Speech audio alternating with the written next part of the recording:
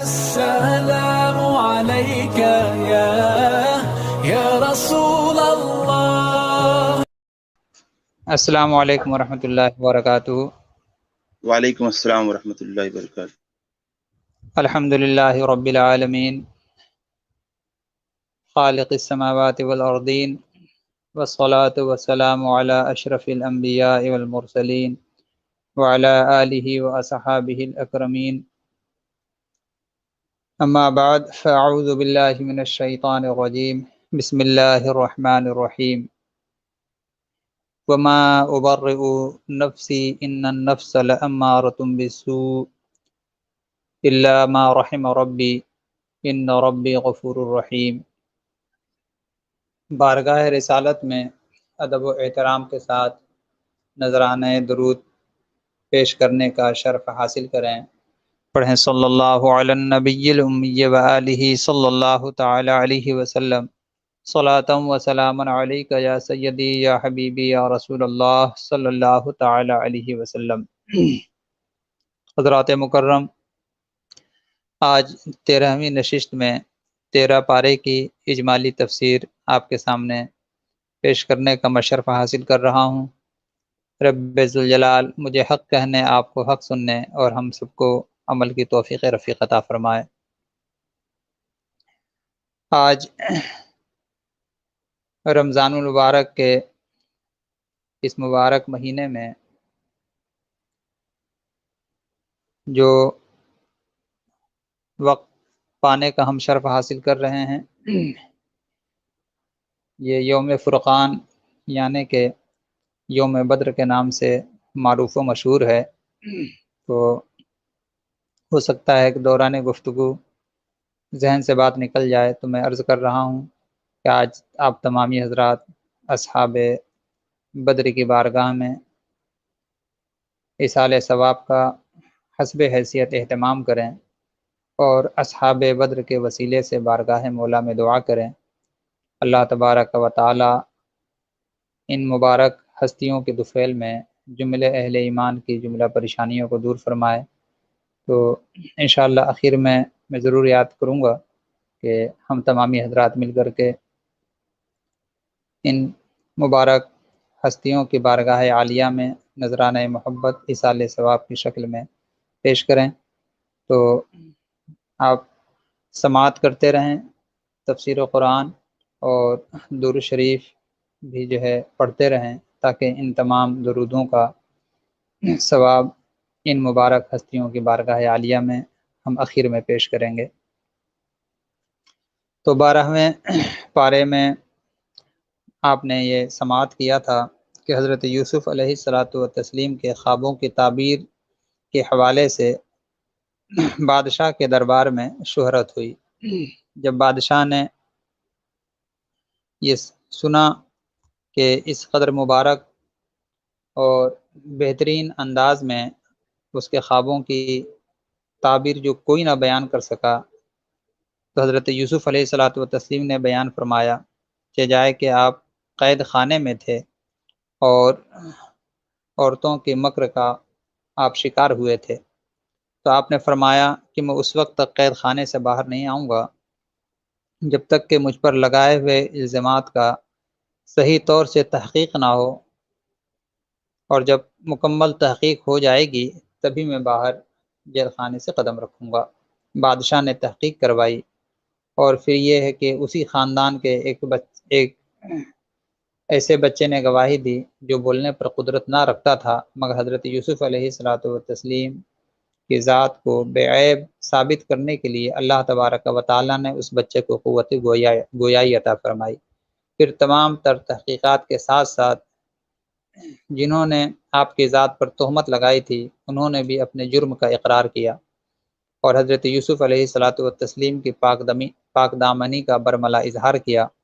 تو پھر حضرت یوسف علیہ السلام قید خانے سے بلائے جانے کے لیے بادشاہ نے ایک بہترین جماعت کا انتخاب کیا جو شاہانہ کر و فر اور نفیس لباس کے ساتھ قید خانہ پہنچیں، تاکہ حضرت یوسف علیہ السلام کو نہایت تعظیم و تکریم کے ساتھ ایوان شاہی میں لائیں ان لوگوں نے حضرت یوسف علیہ الصلوۃ والتسلیم کی خدمت میں حاضر ہو کر بادشاہ کا پیغام عرض کیا۔ حضرت یوسف علیہ الصلوۃ والتسلیم قید خانے سے نکلتے وقت قیدیوں کے لیے دعا فرماتے ہیں، اور جب قید خانے سے باہر تشریف لائے تو اس کے دروازے پر لکھا، یہ بلا کا گھر، زندوں کی قبر، دشمنوں کی بدگوئی اور سچوں کے امتحان کی جگہ ہے۔ پھر غسل فرمایا، پوشاک پہنی، ایوان شاہی کی طرف روانہ ہوئے۔ جب قلعے کے دروازے پر پہنچے تو فرمایا، میرا رب مجھے کافی ہے، اس کی پناہ بڑی ہے اور اس کی ثنا برتر، اور اس کے سوا کوئی معبود نہیں۔ پھر قلعے میں داخل ہوئے، بادشاہ کے سامنے پہنچے تو یہ دعا کی کہ یا رب تیرے فضل سے اس کی بھلائی طلب کرتا ہوں اور دوسروں کی برائی سے تیری پناہ چاہتا ہوں۔ جب بادشاہ سے نظر ملی تو آپ نے عربی زبان میں سلام فرمایا۔ بادشاہ نے دریافت کیا، یہ کیا زبان ہے؟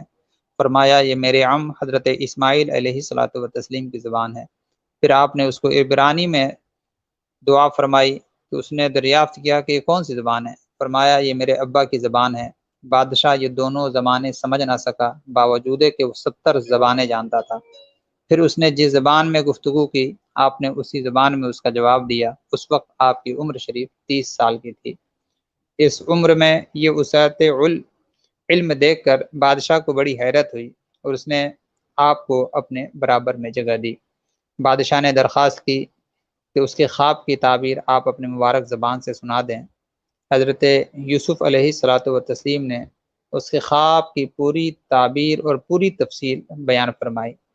جس شان سے اس نے دیکھا تھا، باوجود کہ آپ سے یہ خواب پہلے بادشاہ نے بیان نہیں کیا تھا۔ اس پر بادشاہ کو بہت ہی تعجب ہوا، کہنے لگا، آپ نے میرا خواب ہو بہو بیان فرمایا۔ خواب تو عجیب تھا ہی، مگر آپ کا اس طرح بیان فرما دینا اس سے بھی زیادہ عجیب تر ہے۔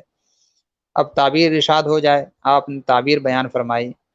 اس کے بعد ارشاد فرمایا کہ اب لازم یہ ہے کہ غلے جمع کیے جائیں اور ان فراخی کے سالوں میں کثرت سے کاشت کرائی جائے، اور غلے ماں بالوں کے محفوظ رکھے جائیں، اور رعایا کے پیداوار میں 5واں حصہ لے لیا جائے، اور مصر اور حوالی مصر کے باشندوں کو آئندہ کے لیے محفوظ کیا جائے۔ پھر خلق خدا ہر طرف سے تیرے پاس جب غلہ خریدنے آئے اور تیرے ہاں اتنے خزائل و اموال جمع ہوں جو تجھ سے پہلوؤں کو جمع نہ ہوئے۔ بادشاہ نے کہا کہ یہ انتظام کون کرے گا؟ یعنی اپنے قلمرو کے تمام خزانے میرے سپر کر دے۔ بادشاہ نے کہا، آپ سے زائد کا اس کا کون مستحق ہو سکتا ہے؟ اور اس نے اس کو منظور کیا۔ مسائل حدیث میں طلب امارت کی ممانعت آئی ہے۔ اس کے یہ معنی ہے کہ جب ملک میں اہل موجود ہوں اور اقامت احکام الہی کسی ایک شخص کے ساتھ خاص نہ ہو، اس وقت امارت طلب کرنا مکروہ ہے، لیکن جب ایک ہی شخص اہل ہو تو اس کو احکام الہیہ کی اقامت کے لیے امارت طلب کرنا جائز بلکہ اس شخص پر واجب ہے۔ حضرت یوسف علیہ الصلوۃ والتسلیم بھی اسی حال میں تھے۔ آپ رسول تھے، امت کے مسالے کے عالم تھے، جانتے تھے کہ قحط شدید ہونے والا ہے جس میں خلق و راحت اور آسائش پہنچانے کا یہی سبیل ہے۔ آپ ابتدائی طور پر وزیر خزانہ اور بعد میں عزیز مصر کے منصب پر فائز ہوئے۔ کہتے ہیں کہ اچھے اخلاق، اعلیٰ اوصاف اور بہترین تربیت بہرحال اپنا رنگ ضرور دکھاتا ہے۔ حضرت یوسف علیہ السلام کی تربیت ایک عظیم باپ کے ہاتھوں خاندان نبوت میں ہوئی تھی، اور آپ کے آباء و اجداد کے اخلاقی میراث سے بھی آپ کو وافر حصہ ملا تھا۔ مثالی تربیت اور اخلاقی کمال ہی کی وجہ سے آپ مصائب شدیدہ کے سامنے بڑی پامردی سے کھڑے رہے، جس کی وجہ سے کلفت کے بعد راحت اور ظاہر ذلت کے بعد حقیقی عزت کا دور آ کر کے رہا۔ اس میں ہمارے لیے یہ پیغام ہے کہ حضرت یوسف علیہ الصلوۃ والتسلیم باوجود کہ آپ اللہ کے مقدس نبی ہیں، آپ دیکھیں کہ کس قدر مصیبت اور تکلیفوں کے ساتھ آپ نے ان عظیم یعنی کہ 25 سال کم و بیش آپ نے گزارا ہے۔ کبھی آپ کو جیل کی کوٹری میں رکھا گیا تو کبھی آپ کو غلام کی حیثیت سے بازار مصر میں رکھا گیا۔ ذرا آپ سوچیں کہ ان تمام مدتوں میں آپ کے ساتھ کیسی تکلیفوں کا سامنا کرنا پڑا ہوگا۔ والدین سے جدائی، بھائیوں سے جدائی، گھر سے جدائی، اور پھر یہ ہے کہ اگر ایک بادشاہ کے یہاں پہنچے بھی تو آپ کو کس حال میں وہاں پر رکھا گیا۔ مگر ان تمام حالتوں کے باوجود بھی، ان تمام بے بسی بظاہر اور بے کسی کے باوجود بھی آپ اللہ تبارک و تعالیٰ کے احکام پر کس قدر جو ہے شدت کے ساتھ ڈٹے رہے، اور اللہ تبارک و تعالیٰ کے حکم کو کس قدر جو ہے آپ نے ہر چیز پر اولویت عطا فرمائی۔ یہ جو ہے ہمارے لیے اس میں ایک عظیم پیغام ہے۔ اس پر مزید آگے بھی میں گفتگو کروں گا۔ ابھی چلتے ہیں کہ حضرت یوسف علیہ الصلاۃ والتسلیم نے زرعی نظام کو بڑی توجہ سے چلایا اور خوشحالی کے ساتھ 7 سالوں میں مستقبل کے لیے بہترین پلاننگ کی، یہاں تک کہ جب پوری دنیا میں قحط سالی عام ہو گئی تو مصر کی معیشت انتہائی مضبوط اور مستحکم ہو چکی تھی۔ قحط سالی اپنے عروج پر تھی تو غلے کے حصول کے لیے دنیا بھر سے قافلے مصر پہنچنے شروع ہو گئے۔ اسی سے علماء نے یہ اصول وضع کیا ہے کہ عہدے کی تمنا اگر پسندیدہ بات نہیں ہے، لیکن اگر کسی شخص کے سوا کوئی اور عہدے کا اہل نہ ہو تو اہل شخص اپنی خدمات پیش کر سکتا ہے۔ حضرت یعقوب علیہ الصلاۃ والتسلیم کے بیٹوں نے بھی مصر کا رخ کیا۔ جب وہ عزیز مصر کے محل میں داخل ہوئے تو حضرت یوسف علیہ الصلاۃ والتسلیم نے اپنے بھائیوں کو پہچان لیا، جبکہ آپ کے بھائی آپ سے غافل تھے۔ آپ نے باتوں میں اپنے بھائیوں سے کہا، اگلی مرتبہ اپنے چھوٹے بھائی بنیامین کو بھی ساتھ لانا۔ اگر تم اپنے چھوٹے بھائی کو نہ لائے تو تمہیں غلے سے کچھ بھی نہ ملے گا، اور ساتھ ہی جو پونجی ان کے بھائی غلہ خریدنے کے لیے لائے تھے اس کو بھی اپنے بھائیوں کے سامان میں ڈال دیا۔ جب جناب یوسف علیہ السلام کے بھائی حضرت یعقوب علیہ السلام کے پاس پہنچے تو انہوں نے عزیز مصر کی بڑی تعریف کی، اور ساتھ ہی یہ بھی بتلا دیا کہ بابا عزیز مصر کی خواہش تھی کہ ہم بھائی بنیامین کو بھی ساتھ لے کر جائیں۔ حضرت یعقوب علیہ السلام نے جواب میں کہا، کیا میں تم پر اسی طرح اعتماد کروں جس طرح میں نے اس سے پہلے یوسف علیہ السلام کے معاملے میں تم پر اعتماد کیا تھا؟ اس پر جناب یعقوب علیہ السلام کے بیٹے خاموش ہو گئے۔ جب سامان کھولا گیا تو اس میں غلے کے ساتھ ساتھ پونجی بھی برآمد ہو گئی۔ اس پر یعقوب علیہ السلام کے بیٹوں نے کہا، دیکھیے بابا، عزیز مصر نے تو ہماری پونجی بھی ہمیں دے دی۔ اب جناب یعقوب علیہ السلام نے کہا، میں بنیامین کو تمہارے ساتھ اس صورت میں روانہ کروں گا کہ تم اس کی حفاظت کی قسم کھاؤ۔ بیٹوں نے حضرت یعقوب علیہ الصلوۃ والتسلیم کے سامنے حلفیہ کہا تو جناب یعقوب علیہ الصلوۃ والتسلیم نے اپنے بیٹوں کو نصیحت کی کہ جب مصر میں داخلے کا وقت آئے تو علیحدہ دروازوں سے داخل ہونا۔ جب دوبارہ یوسف علیہ السلام کے بھائی ان کے پاس پہنچے تو حضرت یوسف علیہ السلام نے جناب بنیامین کو علیحدہ ایک طرف کر لیا اور ان سے کہا کہ میں آپ کا بھائی یوسف ہوں۔ اس کے بعد یوسف علیہ الصلوۃ والتسلیم نے اپنا پیالہ جناب بنیامین کے سامان میں رکھوا دیا۔ جب قافلہ روانہ ہونے لگا تو اعلان کروایا کہ قافلے والوں تم چور ہو۔ جناب یعقوب علیہ السلام کے بیٹوں نے جواباً کہا کہ اللہ کی قسم، ہم زمین میں فساد پھیلانے والے نہیں اور نہ ہی ہم چور ہیں۔ اس پر ان سے کہا گیا کہ اگر تم میں سے کسی کے سامان میں بادشاہ کا پیالہ برآمد ہو گیا تو اس کی کیا سزا ہوگی؟ جواب میں کہا کہ اس کی سزا یہ ہے کہ جو مجرم ہوگا وہ خود اپنے کیے کا ذمہ دار۔ چنانچہ جب سامان کی تلاشی لی گئی تو جناب بنیامین کے سامان سے پیالہ برآمد ہوا۔ حضرت یوسف علیہ السلام کے بھائیوں نے اس موقع پر بڑے عجیب رد عمل کا اظہار کیا اور کہا کہ اگر بنیامین نے چوری کی ہے، اس سے پہلے ان کے بھائی یوسف علیہ السلام نے بھی کی تھی۔ اس پر جناب یوسف علیہ الصلوۃ والتسلیم نے کہا کہ جو تم الزام تراشی کرتے ہو اس کی حقیقت سے اللہ تبارک و تعالیٰ بخوبی آگاہ ہے۔ حضرت یوسف علیہ السلام کے بھائیوں نے یہ بھی کہا کہ آپ ہم بھائیوں میں سے کسی ایک کو پکڑ لیں۔ جناب یوسف علیہ السلام نے کہا کہ معاذ اللہ، ہم کسی مجرم کی جگہ کسی دوسرے کو کس طرح پکڑ سکتے ہیں؟ جناب یوسف علیہ السلام کے ایک بھائی نے کہا کہ میں تو واپس نہیں جاؤں گا یہاں تک کہ بابا یعقوب مجھے اجازت نہیں دیں گے کہ یا اللہ میرے حق میں کوئی فیصلہ انہیں فرما دیتا۔ جناب یوسف علیہ الصلوۃ والتسلیم کے بھائی جناب یعقوب علیہ الصلوۃ والتسلیم کے پاس پہنچے اور ان کو جناب بنیامین کی گرفتاری کی خبر دی تو جناب یعقوب علیہ السلام نے بلند آواز سے جناب یوسف علیہ الصلوۃ والتسلیم کا نام لیا۔ آپ اتنی شدت سے روئے کہ آپ کی بینائی بھی ختم ہو گئی۔ حضرت یعقوب علیہ الصلوۃ والتسلیم نے اپنے بیٹوں کو نصیحت کی تو تم اللہ کی رحمت سے نا امید مت ہو اور یوسف اور ان کے بھائی کو تلاش کرو۔ اب جناب یوسف علیہ السلام کے بعض بھائی دوبارہ مصر آئے تو حالت بدلی ہوئی تھی۔ غربت اور مفلوق الحالی نے ان کو بری طرح سے متاثر کیا تھا۔ انہوں نے جناب یوسف علیہ السلام کے پاس آ کر اپنی غربت کی شکایت کی اور صدقے کا تقاضا کیا۔ حضرت یوسف علیہ السلام نے اپنے بھائیوں کی لاچارگی کی یہ کیفیت برداشت نہ کر سکے اور ان سے پوچھا کہ تمہیں معلوم ہے کہ تم نے اپنی دور جاہلیت میں یوسف اور اس کے بھائی کے ساتھ کیا کیا تھا؟ بھائیوں نے کہا کہ آپ یوسف کو کیسے جانتے ہیں؟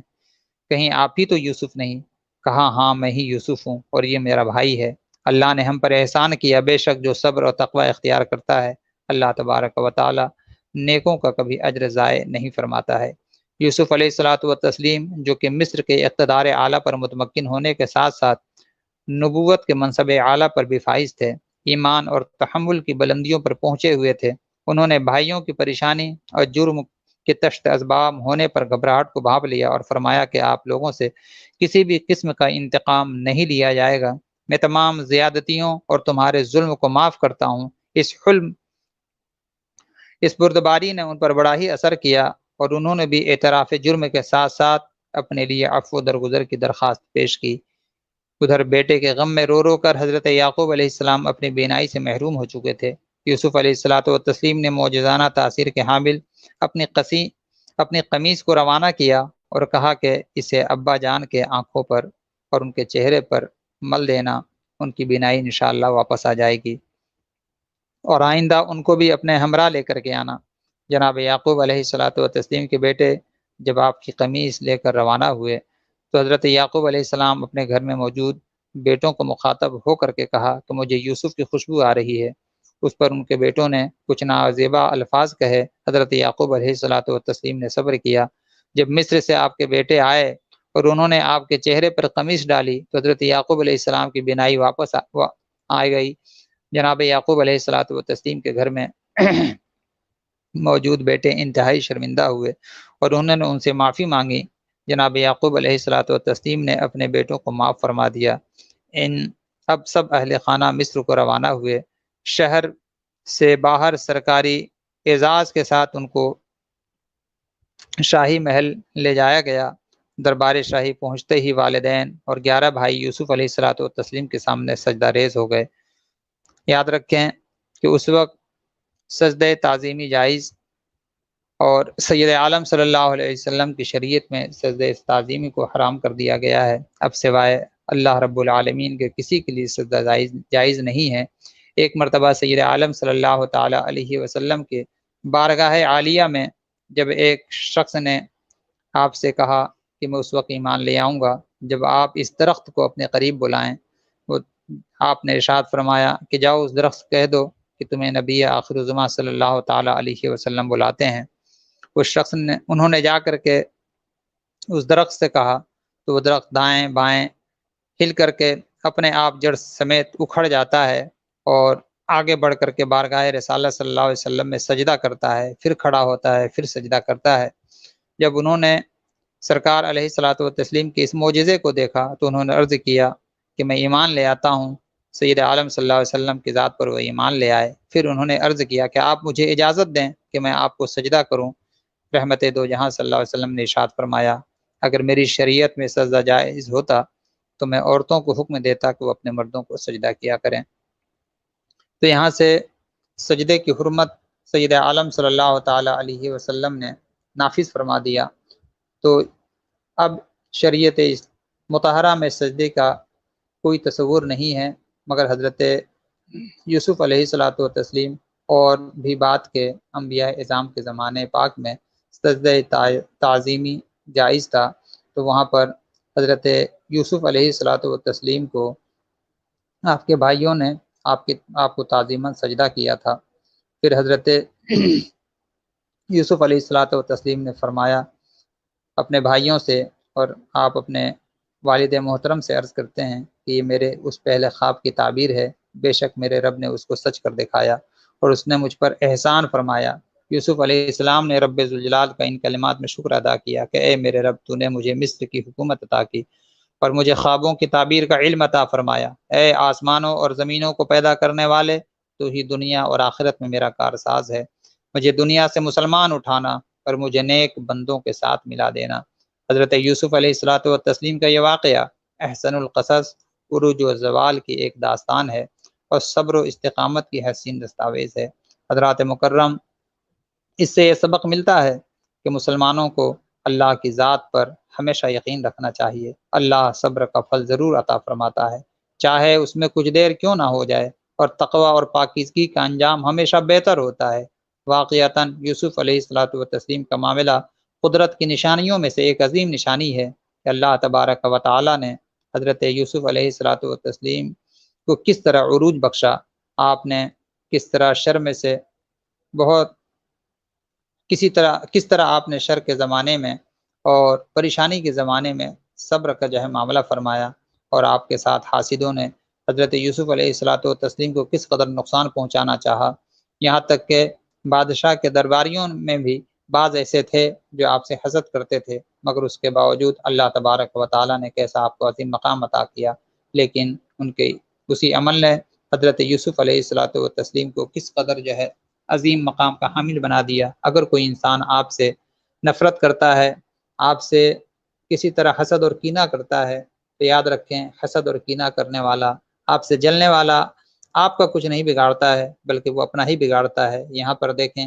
حضرت یوسف علیہ الصلوۃ والتسلیم سے حسد کرنے والوں اور آپ کو تکلیف دینے والوں کا انجام کیا ہوا، کیونکہ حضرت یوسف علیہ الصلوۃ والتسلیم کو اللہ کی ذات پر ہر حال میں یقین تھا، اور آپ کا یہی یقین اللہ تبارک و تعالیٰ کے فضل کو حاصل کرنے کا سبب بنتا ہے۔ آپ دیکھیں کہ نتیجہ کتنا اعلیٰ ہے اور کتنا عرفہ ہے۔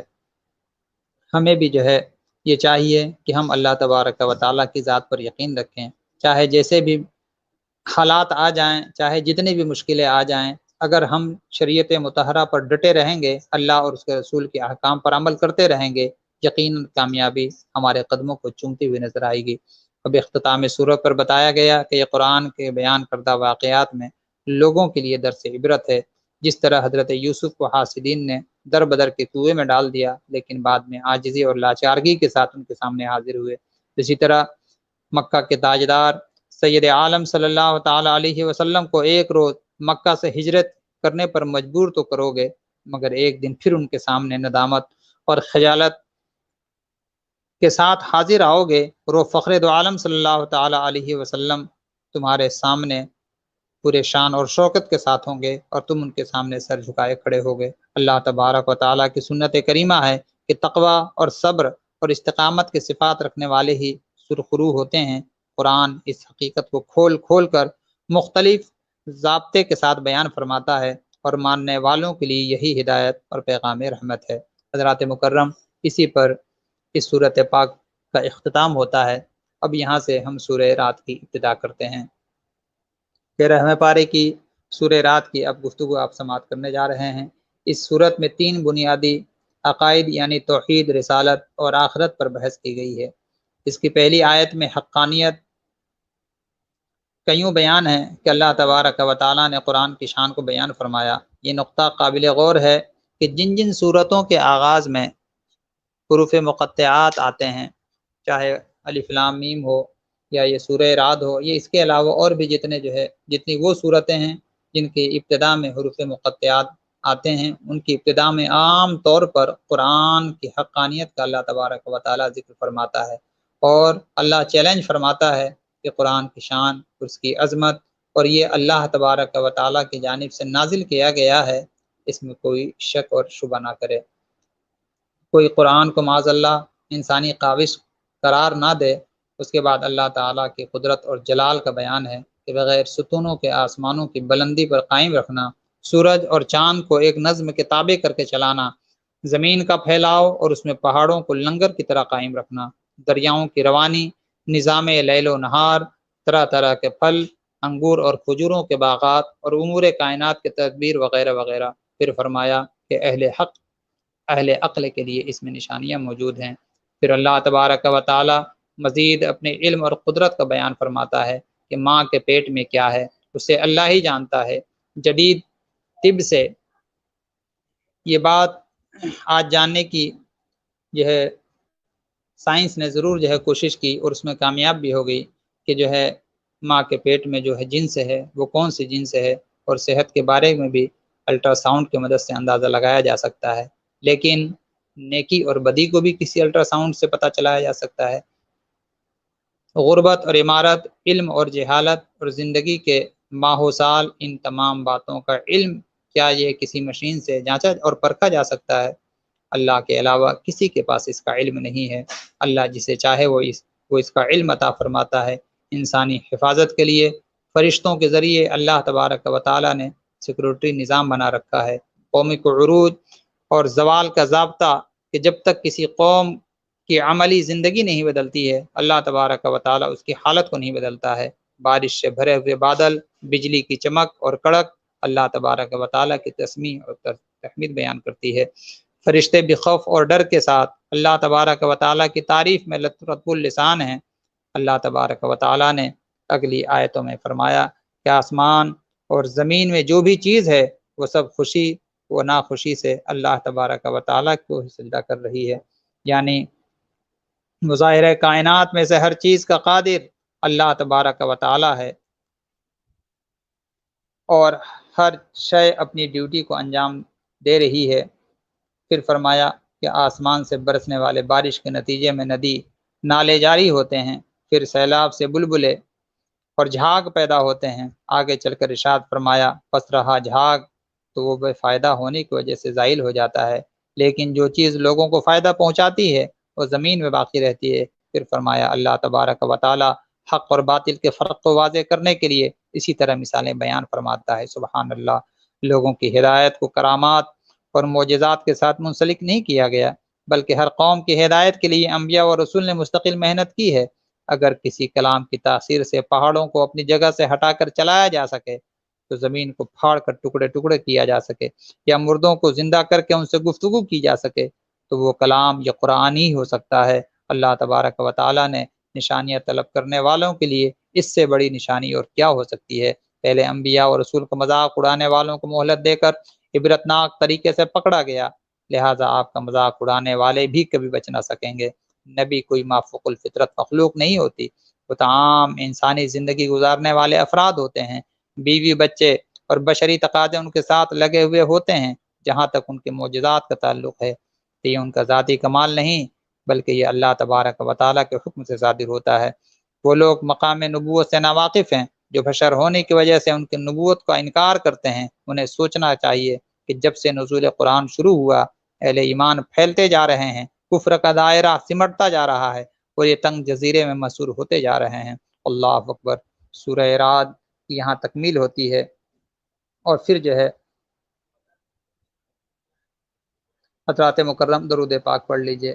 صلی اللہ علی النبی الامی وآلہ صلی اللہ تعالی علیہ وسلم، صلاۃ و سلام علیک یا سیدی یا حبیبی یا رسول اللہ صلی اللہ تعالی علیہ وسلم۔ حضرات مکرم، اب ہم جو ہے سورہ ابراہیم شریف کی جانب آتے ہیں۔ سورہ ابراہیم کی شروع میں ایک بار پھر قرآن کی حقانیت اور اللہ تبارک و تعالی کی قدرت اور اس کے اختیار کا ذکر ہوتا ہے، لیکن کفار و مشرکین آخرت پر دنیا کو ترجیح دیتے ہیں، حق کی راہ میں رکاوٹ بنتے ہیں، اور اپنی کم بختی کے باعث اور اپنی کم عقلی کے باعث وہ نہ جانے کیا کیا جو ہے سوال کرتے ہیں۔ اس میں انبیاء کرام کا اختصار کے ساتھ ذکر ہے، مگر ابو الانبیاء حضرت سیدنا ابراہیم علیہ الصلاۃ والتسلیم کی اپنے معصوم بچے اور بیوی کو لق و دق صحرا میں چھوڑنے کا خصوصیت کے ساتھ ذکر ہے۔ بس اسی مناسبت سے یہ پوری صورت انہی کے نام پر سورہ ابراہیم سے جو ہے یاد کی گئی ہے۔ اگلی آیت میں بتایا گیا کہ ہر قوم میں اس کی زبان میں سمجھانے والے نبی ہم نے مبعوث کیے۔ پھر موسیٰ علیہ الصلاۃ والتسلیم اور ان کی قوم کا تذکرہ ہے۔ اللہ تبارک و تعالیٰ نے بنی اسرائیل پر نعمتیں اتاری، فرعون کے بدترین عذاب کے طریقوں سے بنی اسرائیل کو اللہ نے نجات عطا فرمائی۔ شکر کرنے سے اللہ تبارک و تعالیٰ نعمت میں اضافہ فرماتا ہے، اور ناشکری سے نعمتیں چھن جایا کرتی ہیں۔ یہاں پر عورتوں کو خاص طور سے توجہ دینی چاہیے کہ اللہ تبارک و تعالیٰ جب یہ اعلان فرما رہا ہے کہ جب تم شکر کرو گے تو ہم اپنی نعمتیں تم پر زیادہ فرما دیں گے، اور اگر تم ناشکری کرو گے تو پھر میرا عذاب بڑا ہی سخت ہے۔ بات بات پر تانے دینا اور اپنے شوہر کی کمائی کم ہونے کے باعث، اپنے گھر میں کم نعمت اور کم رزق ہونے کے باعث نہ جانے کیسے کیسے ناشکری کے الفاظ نکالتے ہیں۔ حضرات مکرم، ان ماں بہنوں کو یہ سوچنا چاہیے کہ ہر شخص یہ چاہتا ہے کہ خوشیاں میرے گھر آئیں، مگر در حقیقت خوشیاں اللہ تبارک و تعالیٰ کی مرضی سے آتی ہے۔ اس میں کمانے والے کا کیا قصور ہے؟ یہ تو اللہ تبارک و تعالیٰ کی نعمت پر اور اس کے کرم پر منحصر ہے کہ اللہ جس کو چاہے جیسی نعمتیں عطا فرمائے۔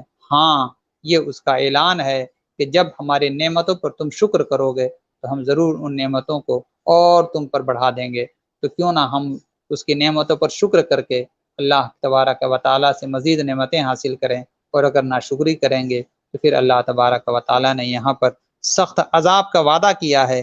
اس لیے ہمیں یہ چاہیے کہ ہم اللہ تبارک و تعالیٰ کے نعمتوں پر شکر کرتے ہوئے نظر آئیں اور ہر قسم کی ناشکری سے بچتے رہیں۔ اس کے بعد قوم نوح، قوم عاد اور سمود کا مختصر تذکرہ ہے، اور نبیوں کے خلاف ان کے گھسے پٹے اعتراض کا اللہ تبارک و تعالیٰ یہاں پر بیان فرما رہا ہے کہ تم جیسے انسان، تم جو اعتراض کرتے ہو کہ انسان نبی کیسے ہو سکتے ہیں، ہمارے آباء و اجداد کے طریقے سے ہٹانا چاہتے ہو، اللہ اکبر۔ ہم پھر وہاں پر ان کی اس بات کا ذکر کیا، ان لوگوں نے کہا کہ ہم تمہیں اپنے ملک سے باہر نکال کر کریں گے۔ اللہ تبارک و تعالیٰ نے ان سب کے جواب میں فرمایا ظالم اور معاند اور متکبر ہلاک ہوں گے، اور ان کی جگہ انبیاء کے متبعین اور ان کے ماننے والے زمین کے اقتدار کے وارث کیے جائیں گے۔ یہاں سے آپ آیت نمبر 21 میں آئیں، بتایا گیا کہ قیامت کے دن جب مجرمین کو آپس میں بات چیت کا موقع ملے گا تو وہ ایک دوسرے پر اعتراض کر کے اپنے دل کی بھڑاس نکالیں گے، کہیں گے کہ دنیا میں تم نے ہم سے بڑا گناہ کروایا، اب عذاب کو بھی ہم سے ہٹواؤ، تو وہ کہیں گے ہم تو خود عذاب میں پھنسے ہوئے ہیں، تمہیں کس طرح بچا سکتے ہیں۔ پھر جہنمی شیطان کی طرف متوجہ ہو کر اسے ملامت کریں گے اور کہیں گے کہ تم نے ہمیں برباد کر کے رکھ دیا۔ وہ کہے گا مجھے ملامت کیوں کرتے ہو، میں تو ذرا سا اشارہ کیا تھا، تم خود ہی اس پر چل کر گناہوں کے مرتکب ہوئے، لہٰذا نہ تو میں اپنے آپ سے عذاب کو ہٹا سکتا ہوں اور نہ ہی تم سے ہٹا سکتا ہوں۔ اس کے بعد ایمان اور کفر کی مثال دی گئی کہ کلمہ طیبہ کی بدولت ایمان کا مضبوط اور تناوت درخت بن جانا، جیسے آندھی اور طوفان میں بھی نقصان نہ پہنچایا جا سکے، جبکہ کلمہ خبیثہ کے نتیجے میں کفر کی کمزور جھاڑیاں اگتی ہیں جو معمولی اشارے سے زمین سے رکھڑ جایا کرتی ہیں۔ اللہ تبارک و تعالیٰ نے آیت نمبر 37 میں اس واقعے کا ذکر کیا کہ جب حضرت ابراہیم علیہ الصلوۃ والتسلیم اللہ کے حکم سے حضرت ہاجرہ اور حضرت اسماعیل علیہم الصلوۃ والتسلیم کو مکے کی بے آب و گیا زمین میں چھوڑ کر چلے آئے، رخصت ہوتے وقت اللہ سے دعا کی، اے ہمارے رب، میں نے اپنی بعض اولاد کو تیری حرمت والے گھر کے نزدیک بے آب و گیا وادی میں ٹھہرا دیا ہے تاکہ وہ نماز کو قائم کریں، اور لوگوں میں سے بعض کے دلوں کو ان کی طرف مائل فرما دے اور ان کو پھلوں سے روزی عطا فرما دے۔ اللہ اکبر۔ حضرات مکرم، ذرا آپ غور کریں حضرت ابراہیم علیہ الصلوۃ والتسلیم نے کیا دعا فرمائی تھی۔ میں آگے اس پر عرض کرتا ہوں۔ اس کے بعد کی آیت میں بڑھاپے کے عالم میں حضرت اسماعیل، حضرت اسحاق علیہ الصلوۃ والتسلیم جیسی اولاد کے عطا کیے جانے پر آپ اللہ کا شکر ادا کرتے ہیں، یہ دعا کرتے ہیں، اے میرے رب، مجھے ہمیشہ نماز قائم کرنے والا بنا، میری بعض اولاد کو بھی، اے ہمارے رب، میری دعا کو قبول فرما، اے ہمارے رب، مجھے، میرے ماں باپ اور سب مومنوں کی قیامت کے دن مغفرت فرما۔ اس کے بعد ظالموں کی گرفت کے آسمانی نظام کا آپ تذکرہ فرماتے ہیں۔ ذرا غور کریں کہ حضرت سیدنا ابراہیم علیہ الصلوۃ والتسلیم نے یہاں پر کس قدر قربانی کا مظاہرہ کیا ہے۔ آپ کو معلوم ہوگا کہ حضرت ابراہیم علیہ الصلوۃ والتسلیم 90 سال کی عمر شریف کو کم و بیش آپ پہنچ جاتے ہیں اور آپ کو کوئی اولاد نہیں ہوتی ہے۔ پھر اللہ تبارک و تعالیٰ نے وہ عظیم بیٹا آپ کو عطا فرمایا جن کی پیشانی میں نور مصطفیٰ صلی اللہ علیہ وسلم جگمگا رہا تھا۔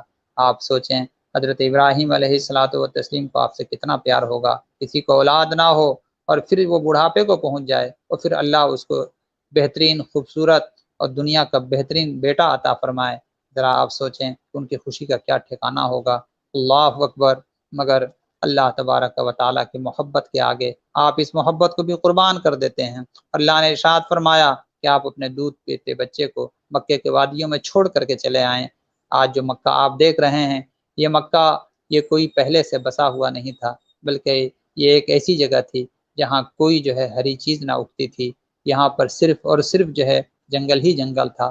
ایک ٹیلا ابھرا ہوا تھا جس سے یہ نشانی سمجھ میں آتی تھی کہ یہ اللہ کا مقدس گھر ہے، کیونکہ طوفان نوح میں ساری زمین پر جتنے چرند پرند یا زیرو تھے سب کو ہلاک اور برباد کر کے رکھ دیا گیا تھا، اور وہاں جو مکے کا معاملہ ہے وہاں پر صرف اور صرف جھاڑیاں تھیں اور کچھ نہیں تھا۔ ایسی جگہ پر حضرت اسماعیل علیہ الصلوۃ والتسلیم اور ان کے والدہ محترمہ کو حضرت ابراہیم علیہ الصلوۃ والتسلیم اللہ کی مرضی سے چھوڑ کر کے چلے آتے ہیں، اور جب چھوڑ کر کے چلے آتے ہیں اللہ کے اس حکم پر جب آپ عمل کر کے واپس لوٹتے ہیں تو آپ اللہ تبارک و تعالیٰ سے دنیا کی کوئی چیز نہیں مانگتے ہیں، بلکہ آپ یہ ارشاد فرماتے ہیں اے اللہ میری یہ دعا ہے کہ تو میری مغفرت فرما دے، جملہ اہل ایمان کی مغفرت فرما دے، اور میری یہ اولاد تیرے بارگاہ میں سجدے کرتی رہیں، لوگوں کو نماز کی دعوت دیتی رہیں اور لوگوں کو نیکیوں کی جانب بلاتے رہیں۔ آپ غور کریں کہ اولاد اللہ پاک ہمیں بھی عطا فرمایا ہے، مگر ہم اپنی اولاد کو کس نظریے سے دیکھتے ہیں اور یہ اللہ والے اپنی اولاد کو کس نظریے سے دیکھتے ہیں۔ اگر ہم یہ چاہتے ہیں کہ ہمیں دونوں جہاں کی بھلائیاں نصیب ہو تو ہمیں بھی وہی نظریہ اختیار کرنا ہوگا جن نظریوں کو ہمارے بزرگوں نے ہمیں عطا فرمایا ہے، جو نبیوں سے اور بزرگوں سے ہمیں ملی ہیں، ان نظریوں کو ہم اختیار کریں تاکہ اللہ تبارک و تعالی ہمیں بھی جو ہے ہر قسم کی کامیابیاں عطا فرمائیں۔ حضرات مکرم، حضرت ابراہیم علیہ الصلوۃ والتسلیم نے وہاں پر جو ہے جو دعا فرمائی تھی وہ جو ہے اپنے لیے، اپنے والدین کے لیے اور تمام مومنوں کے لیے مغفرت کی دعا فرمائی تھی۔ اس کے بعد ظالموں کو گرفت کے آسمانی نظام کا تذکرہ ہے کہ ظالموں کو آزادی کے ساتھ ساتھ دندناتے پھرتے ہوئے دیکھ کر کہیں دھوکے میں نہ پڑ جانا کہ اللہ تبارک و تعالیٰ کی طرف سے مہلت ہے، اور جب اچانک ان کی گرفت کے لیے نظام الہی حرکت میں آئے تو انہیں پھر کوئی بچا نہیں سکے گا۔ جس دن دہشت سے سب کی آنکھیں کھلی کی کھلی رہ جائیں گی، لوگ سر اٹھائے بے تحاشا دوڑ رہے ہوں گے، ان کی پلک تک نہ جھپک سکے گی اور ان کے دل ہوا ہو رہے ہوں گے۔ اس دن ظالم یہ عرض کریں گے اے ہمارے رب ہمیں کچھ مہلت عطا فرما دے تاکہ ہم تیرے پیغام کو قبول کریں اور تیرے رسولوں کی پیروی کریں۔ اللہ تعالیٰ فرمائے گا کیا تم نے اس سے پہلے یہ قسمیں نہیں کھائی تھیں کہ تم پر بالکل زوال نہیں آئے گا؟ تم ان لوگوں کے گھروں پہ رہتے تھے جنہوں نے اپنے جانوں پر ظلم کیا تھا، اور تم پر یہ بھی بالکل واضح ہو چکا تھا کہ ہم نے ان کے ساتھ کیسا معاملہ کیا تھا، اور ہم نے تمہارے لیے مثالیں بیان کر دی تھیں، اور انہوں نے ایسی گہری خطرناک سازشیں کی کہ ان سے پہاڑی بھی اپنی جگہ سے ہل جائیں، اور اللہ کے پاس ان کی سازشیں لکھی ہوئی ہیں، تو تم اللہ کو اپنے رسولوں سے کیے ہوئے وعدے کے خلاف کرنے والا نہ سمجھو۔ حضرات مکرم، اسی پر جو ہے 13ویں پارے کا اختتام ہوتا ہے۔ اس میں جو کچھ بھی بیان ہوا یہ ہم نے صرف اجمالاً بیان کیا ہے، وقت کو ملحوظ رکھتے ہوئے ہم گفتگو کرتے ہیں، اور چند مخصوص باتوں کو ہم آپ کے سامنے اجمالاً پیش اس لیے کرتے ہیں تاکہ اس مقدس مہینے میں قرآن پاک کے کم سے کم ایک پارے کو اجمالی طور سے ہم سمجھ سکیں۔ انشاءاللہ تبارک و تعالی، اللہ تبارک و تعالی نے زندگی سلامت رکھی، بلکہ اللہ ہر ایک ایمان والوں کی زندگی دنیاوی اخروی سلامت رکھے، تو انشاءاللہ آپ اس پر مزید جو ہے اگلی نشست میں باتیں آپ سماعت فرمائیں گے۔ آج چونکہ یوم فرقان ہے اور سیدہ طیبہ ام المومنین عائشہ صدیقہ تعالی عنہا کا بھی یوم وصال شریف ہے، تو آئیں ہم سب نے جو درود پاک پڑھ کر کے رکھا ہوا ہے، تو میری تمام سامعین سے التماس ہے کہ آپ ایک بار الحمد شریف اور 3 بار قل واللہ شریف کا ورد کر لیں، پھر ہم اس کا اصالِ ثواب جو ہے نظر کریں گے۔ تو پڑھ لیں اعوذ باللہ من الشیطان الرجیم، الحمدللہ رب العالمین الرحمن الرحیم مالک یوم الدین، ایاک نعبد و ایاک نستعین اهدنا الصراط المستقیم صراط الذین انعمت علیہم قل هو الله احد الله الصمد لم يلد ولم يولد ولم يكن له كفوا احد بسم الله الرحمن الرحيم قل هو الله احد الله الصمد لم يلد ولم يولد ولم يكن له كفوا احد بسم الله الرحمن الرحيم قل هو الله احد الله الصمد لم يلد ولم يولد ولم يكن له كفوا احد اللهم صل على سيدنا ومولانا محمد صلاة تنجينا بها من جميع الاحوال والآفات وتقضي لنا بها جميع الحاجات وتطهرنا بها من جميع السيئات وترفعنا بها عندك أعلى الدرجات وتبلغنا بها أقصى الغايات من جميع الخيرات في الحياة وبعد الممات إنك على كل شيء قدير۔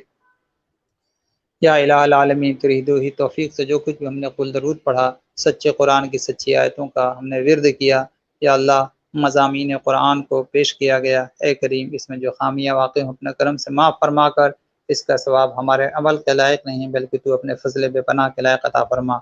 بروئے سرور کائنات فخر رسولاں حضرت جناب محمد مصطفیٰ صلی اللہ تعالی علیہ وسلم کے پاک بارگاہ میں اس کا ثواب پیش کرنے کا شرف حاصل کرتے ہیں۔ اے کریم تو قبول فرما، جملہ انبیاء و مرسلین علیہم الصلاۃ والتسلیم کرواہ پاک اس کا ثواب پیش مولا قبول فرما، جملہ صحابہ کرام، صحابیات، آل بیت اطہار، ازواج مطہرات رضوان اللہ تعالی علیہم وعلیہن اجمعین کرواہ پاک اس کا ثواب پیش مولا قبول فرما، خصوصیت کے ساتھ جملہ شہداء اعظام کے بارگاہ عالیہ میں اس کے ثواب پیش مولا قبول فرما، خاص طور سے تمام اصحاب بدر کے ارواح پاک کو اس کا ثواب پیش کرتے ہیں مولا قبول فرما، برہما مردان میدان عارفان صالحان بر تمامی اولیاء خاندان ارب و اشر کے ارواحوں کو پیش مولا قبول فرما، جملہ سلاسل کے پیر و مشائخ کو پیش کرتے ہوئے جملہ مومن والمومنات والمسلمین والمسلمات کے ارواحوں کو اس کا ثواب پیش کرتے ہیں مولا قبول فرما،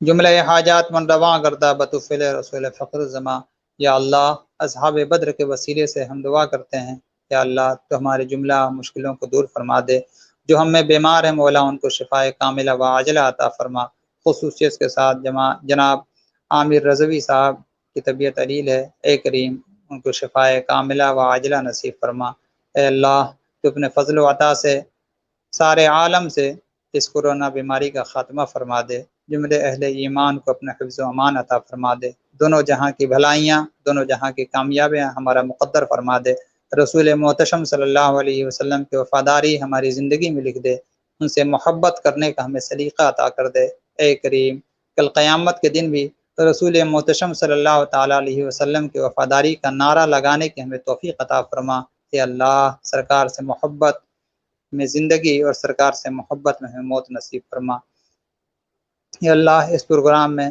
جن حضرات نے بھی تعاون پیش کیا ہے، اے اللہ ان کے تعاون کو اپنی بارگاہ میں قبول فرما اور دونوں جہاں میں اس کا بہترین انہیں بدلہ عطا فرما، ان اللہ و ملائکتہ یصلون علی النبی یا ایھا الذین آمنوا صلوا علیہ وسلموا تسلیما، اللہم صلی علی سیدنا و مولانا محمد معدن الجود والکرم وآلہ وصحبہ وبارک وسلم، جب دم واپسی ہو یا اللہ لب پہ ہو لا الہ الا اللہ محمد رسول اللہ صلی اللہ علیہ وسلم۔ السلام علیکم ورحمۃ اللہ وبرکاتہ، انشاءاللہ کل 14ویں پاری کی گفتگو آپ سماعت کریں گے۔